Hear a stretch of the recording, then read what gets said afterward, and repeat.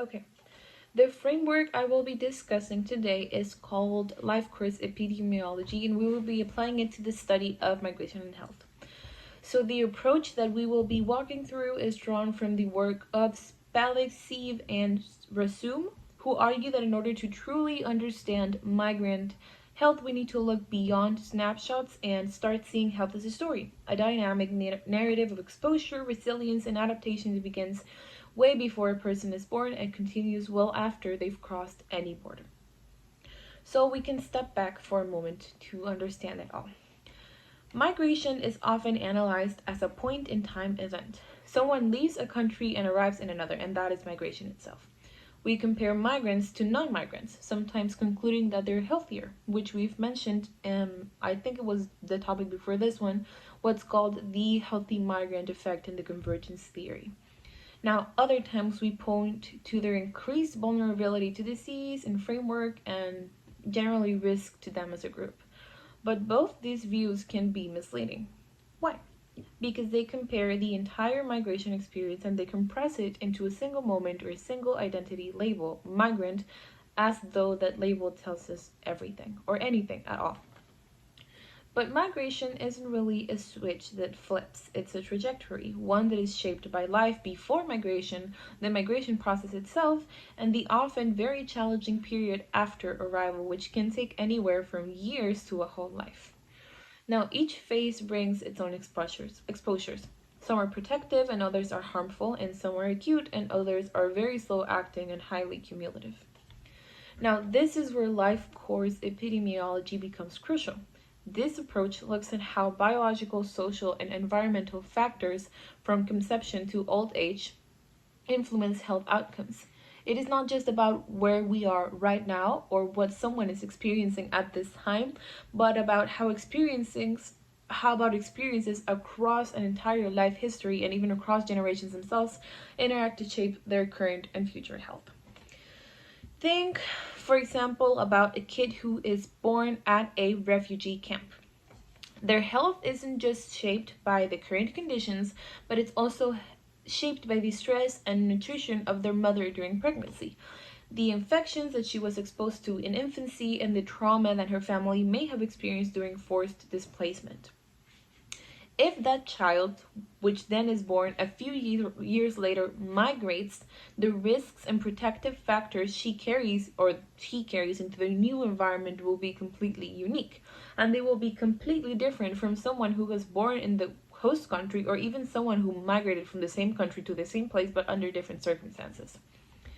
Now, the author and their colleagues, they outline three key phases in migrant experience that are central to this model, which we've also discussed before, which are pre-migration, migration itself, and post-migration. Now let's explore these. Pre-migration includes everything, absolutely everything that happens before a person leaves their home country. This could mean exposure to war, malnutrition, infectious disease, or even protective cultural norms and community networks. It includes gestation and early childhood and the most sensitive developmental windows in a person's life. Now, then comes the migration phase, which is a transition that can be brief and voluntary or prolonged and traumatic. Now, for some, it may involve stable and legal entry. For others, it may mean weeks or months or even years of displacement, insecurity, and violence.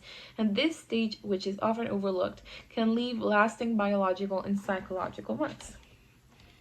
And finally, we reach the post-migration phase, which continues long after someone has arrived. This is where acculturation, economic support and opportunity, housing, legal status, and exposure to discrimination start to shape health in different and often unequal and unmeasurable ways. Now, access to healthcare, language barriers, job stress, and changes in diet and physical activity, they all contribute to the unfolding health trajectory. So when we divide migration experience into these three stages, the life course models helps us a little bit to see how health outcomes in migrants cannot be fully understood without considering when exposures happened and in what sequence and at what point in their life. So we could see some concrete examples that illustrate the power of this model. For example, some migrant groups show higher rates of stomach cancer than the host population. And this isn't precisely of what they did after arriving. It's linked to early childhood exposure to Helicobacter pylori, which is a bacterium common in many low-income countries. Now, that exposure may have happened decades earlier, but continues to influence disease risk among migration. Conversely, some cancers like cervical cancer or breast cancer are less prevalent in some migrant women than in native-born populations. Now, this has been linked to protective reproductive or sexual health behaviors, such as lower rates of early sexual activity or lower exposure to HPV. Now, these patterns reflect norms in the country of origin that continue to shape the risk even after they've migrated. Now, this model also considers gene environment interaction. For instance, people of different ethnic backgrounds have genetically influenced lipid profiles. But when those genes interact with high fat diets, which are often westernized, the result may be an accelerated risk for cardiovascular disease. Now, a healthy gene in one environment may become a liability in a different environment. And in this way, biology doesn't act in isolation. It's deeply intertwined with culture, context, and time. Now, a particularly important contribution of this model is the attention to critical periods, windows of times when exposures have greater impact than they would at other stages of life. Childhood is one of those periods. So is adolescence, pregnancy, and also old age. Now, the same exposure, say chronic stress, for example, may have very different health consequences depending on whether it occurs during these periods or not. And even more so if it occurs during different periods of this time but normal ones. And for migrants, these windows are often filled with unique challenges: family separation, housing insecurity, employment instability, systemic discrimination, not to mention inaccessible healthcare. Now, the life course model also helps explain changes across generations. Second generation migrants, for example, those who were born in the host country to migrant parents, often lose the so called healthy migrant advantage. They may adopt the less healthy dietary and active patterns of the host society while still facing the same structural disadvantages. And as a result, they have a double disadvantage that may end up with higher rates of obesity, diabetes, or mental issues than either their parents or their native born peers. Now, this isn't simply about accumulation in a cultural sense. It's about how health is shaped by opportunity, stress, and social position over time. Now, no model is perfect, and the life course approach has its challenges. Chief among them is data. To track exposure across decades and borders, we need longitudinal studies, but those are very expensive and highly hard to maintain. Now, migrants may move frequently, they change their legal status, and mostly they remain undocumented. And retrospective studies are often affected by recall bias or missing information. And comparison groups do pose a dilemma.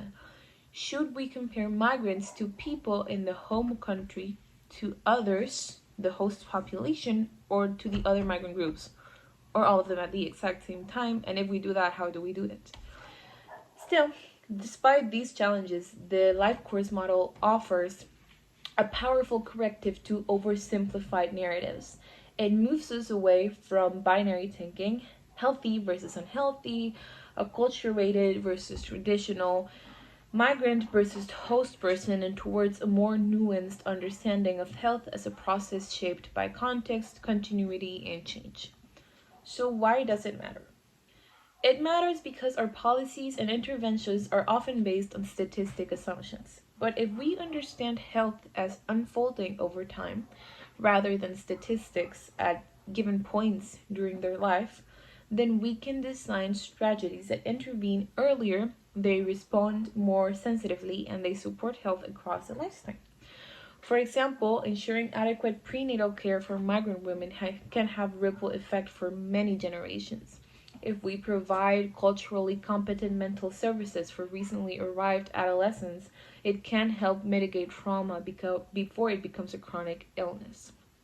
And offering aging migrants support in navigating healthcare systems can and will improve quality of life in later years.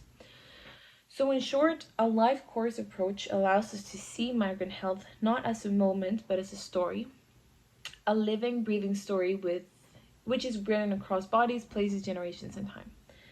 So it challenges researchers to ask not only what diseases this person have, but what exposures shaped this person's risk.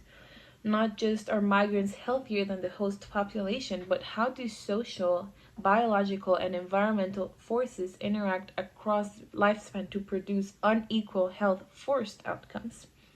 And perhaps most importantly, it invites us to see migrants not as a monolithic group, but as individuals with stories, trajectories, and futures, all deserving of dignity, equality, and health access.